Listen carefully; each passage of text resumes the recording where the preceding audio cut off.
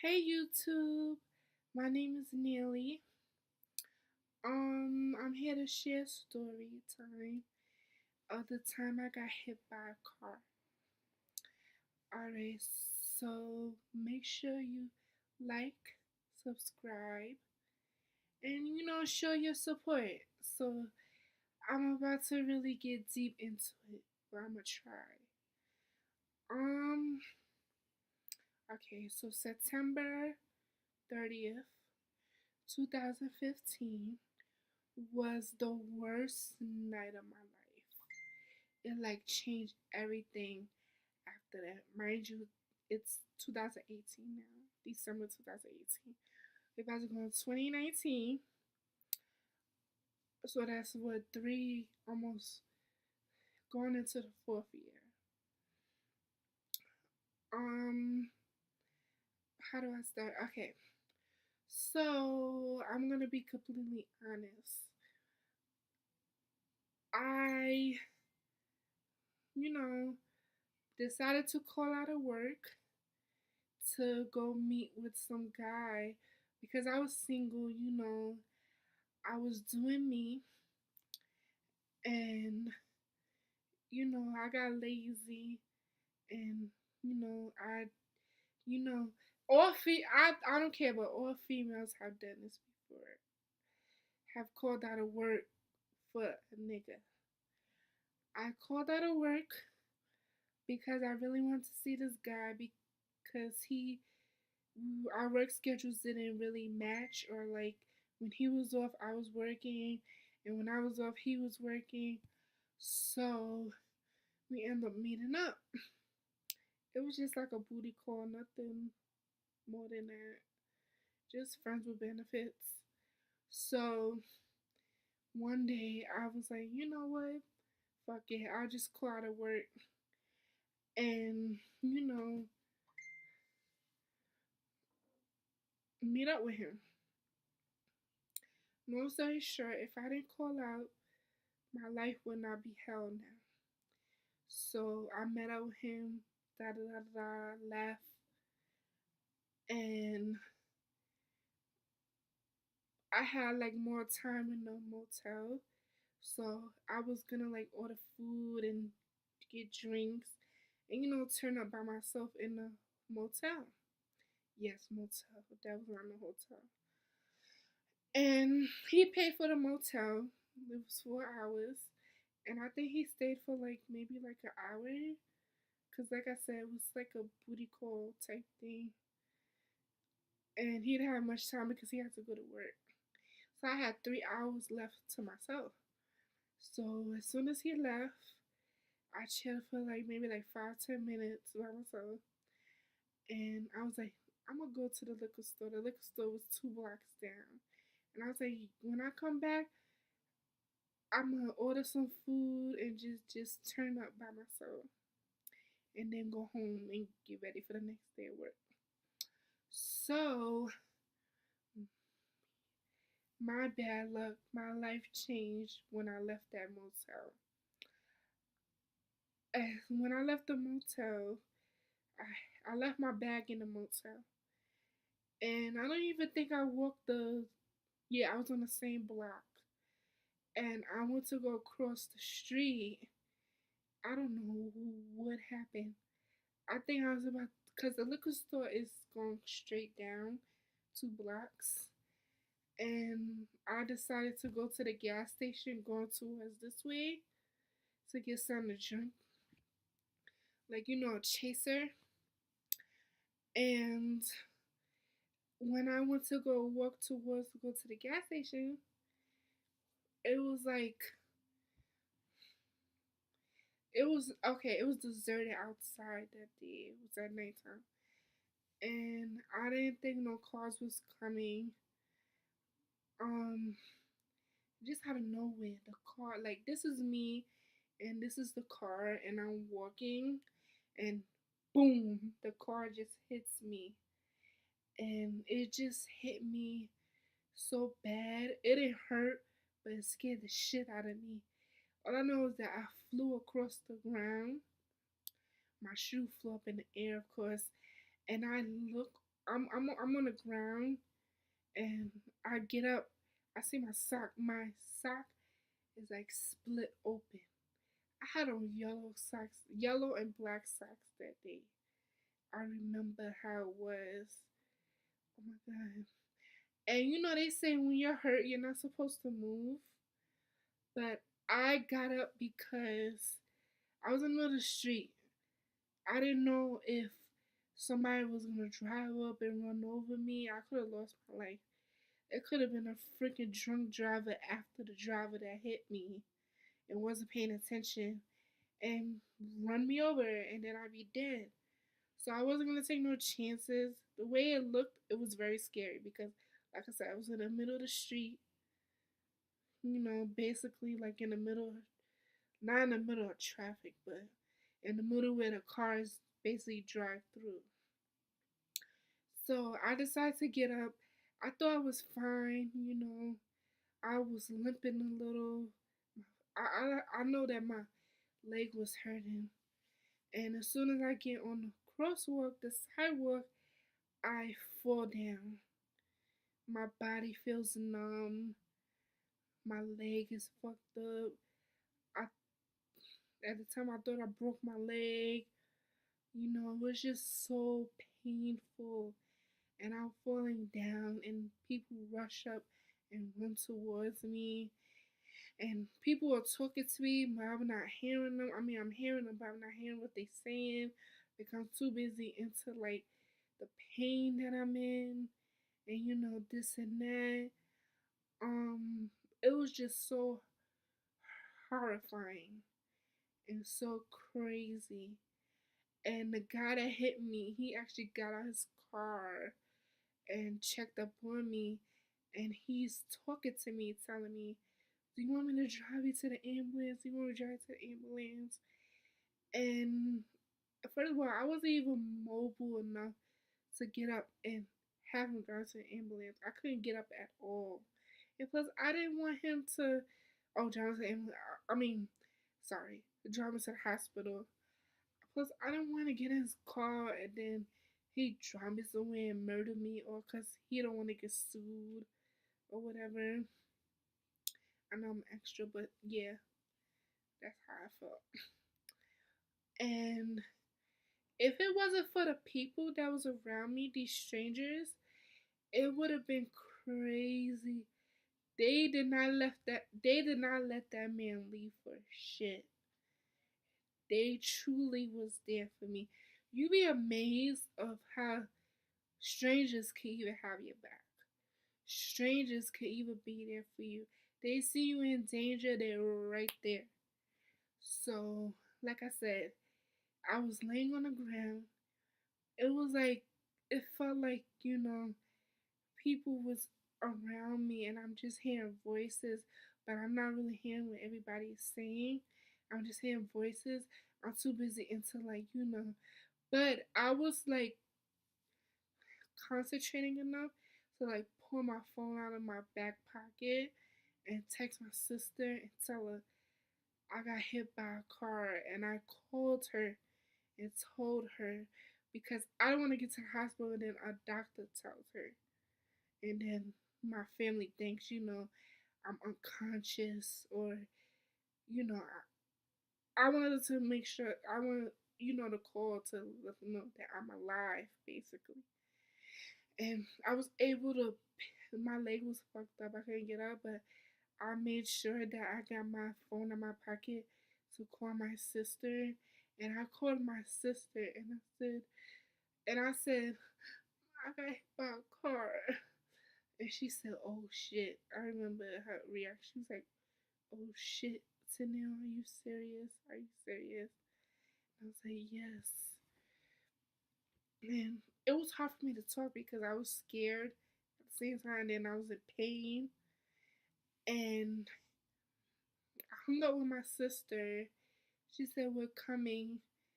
And the fire department and the ambulance came at the same time. The cops take a while to come for some reason. I don't know why, but it's just crazy. Like, the fire department and ambulance came. they put the that orange thing under me. It's like a stretch board. It kind of looks like a surfboard, kind of, but it's like if you guys know, if you guys ever got hurt or like couldn't get up, they put you on like a board, an orange board, and then they pick you up and put you on a gurney that's inside the ambulance, and yeah, and they don't even leave right away when they put you in the ambulance. They ask you a bunch of questions just to make sure that you're not like unconscious, you're not injured, or you don't got a head injury. They want to know that you could concentrate. I was able to concentrate, but at the same time, I was in so much pain. And you want to know what's funny? The ambulance guy was like, "Oh, I gotta cut your leg off, the gene part." I got so scared because me not paying attention. I thought he was gonna cut my leg off. He's like, "No, no, nothing like that, nothing like that. I gotta cut your jeans off." He had to cut my jeans off that I just bought. It wasn't expensive, but still, I like the way they fit on me. But yeah, my flu flew up in, like I said, my shoe flew up in the air, and they put that on top of me while I was on the gurney, and then I had my bag. Oh, and speaking of bag, it was a Spanish guy that was talking to me. He was like, "Oh, mommy, mommy, I got your back, I got your back."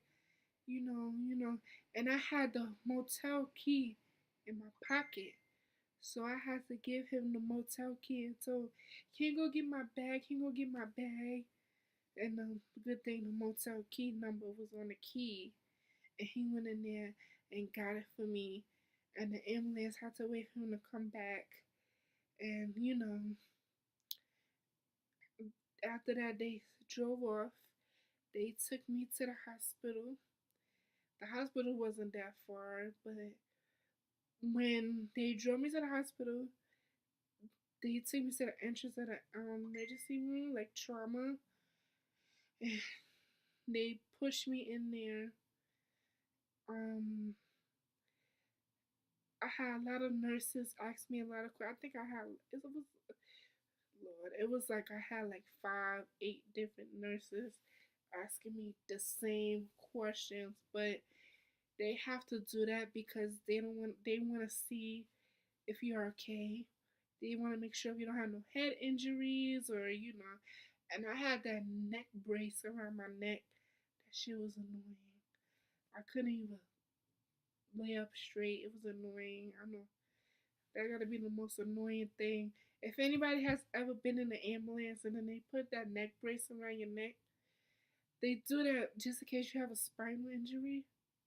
So I know my leg was fucked up. I couldn't even move it. And I was in that damn emergency room for like 12 hours. Only because I couldn't get up and I couldn't bend my leg. But my mom and my sister came maybe like 20 minutes later, I'm assuming. It wasn't that long, but they came 20 minutes later. I know that and 20, like 15, 20 minutes later, and I know they had to wait in the waiting room for a little while. My sister was texting me while I was on the gurney in the emergency room waiting. She was like, "Oh my God, I want to see you. We're waiting out here. Da da da da da." And I was like, "I know, boo. Just hold on. They didn't tell me yet that you could see me." And you know, I think they had. I don't think they had to wait that long. They probably had to wait maybe like 30 an hour. So they finally came in them because they had to like. First of all, the hospital's horrible. They had me on the bed, the stretch bed, in the hallway. My mom, Lord, she saw me in the hallway on the stretch bed, the gurney, and she had a fit. She was like, "Why do y'all have her in the hallway? This is a patient. This emergency room. Why do you have her in the hallway just laying out like that? Why couldn't y'all find her not a room, but the emergency room? You're basically like in between two curtains, waiting with a bed. And they had me in the middle of the hallway looking dumb on the stretcher, and my mother had a fit. I'm not explaining, but yeah, it just didn't look right. Having a patient on a gurney in the middle of the hallway looking dumb. And actually, I'm trying to remember. No, before I saw my mother and my sister, I had to do an x ray. They did x rays to make sure that I didn't have no broken bones. So, yeah, I did the x ray. Yo, that shit was so painful. Because when you do an x-ray, they take you like on a gurney, and then you have to get up and get on another table to do the x-ray. My leg was so fucked up, I couldn't even do that. They had to move the bed close to the x-ray table so that I could scoot over. My leg was so messed up that I couldn't even scoot over. I was so scared. It hurted so bad. Like, but I tried my best, and the X-ray guy was so impatient. I'm like, yo, you deal with this every fucking day. People get injured. People are not gonna be able to move over, or scoot over to the next table. Are you serious? And he was getting the attitude with me, and saying, look, you gotta do it, because I gotta give you the test. I gotta make sure there's no broken bones. Just being impatient. But nigga, I just got hit by a car. I could barely move. The shit hurted so bad. I could barely move to scoot over. But I tried my best. That shit hurted so bad. Um, but skip that. He did the x-rays, and I had to scoot over back to the bed. Um, and then he escorted me back to the emergency room to where my area was, in the little room that they put you in between the curtains. And yeah, I stayed in there. They gave me painkillers and, you know, like I said, painkillers, like 2 pills. And then they gave me a shot, I think it was, so that I was able to move. I was in the emergency room for 12 hours. I got there at, what time did I get there? At like 7:30 at night, 7:30, 8 o'clock. And then left the emergency room like 5:30 in the morning. Yeah, so that's 10 hours actually. Um, my mom and my sister had to come get me back later that night. I was in so much pain. The Like I said, the reason why I was there for so long is because I couldn't move. I couldn't bend my leg, and in order for me to get out the bed, I had to bend my leg. My leg was so stiff and hurting. But they finally came in the room hours later. It was like, Tanil, girl, you gotta bend that leg. It's time for you to go. Because I didn't have no insurance at the time, so I guess they wanted my ass out of there. They probably didn't care if my leg was falling off. They probably didn't care if I was hurting. They wanted my ass out of there until they got paid. Because when you get hit by a car in a car accident, the guy's car insurance that hit you, they're supposed to pay. But at the time they didn't have that information yet. So later they paid them, but still, like, you don't treat nobody like that all because they don't have insurance. Are you serious? Like, come on. But anyway, being said and done, Long story short, I came home, was on crutches. I was on crutches for 2 months. The accident happened September 30th. I was on crutches until like December 11th. Yeah, so 2 months. And most horrible, horrible.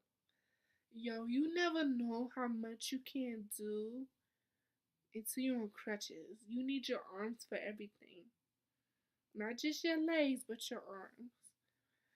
My mom and my sister had to do everything. They had to help me bathe. They had to help, they had to give me something to drink. Only thing I was able to do was like take like a bird bath at the toilet and use the bathroom. I wasn't ready to use the actual shower because my leg, the way my leg felt was like, it wasn't gonna let me do anything. But yeah, that's all. And I'm still suffering to this day. What's today? December 22nd, 2018. 3 years, 3 years and 3 months later,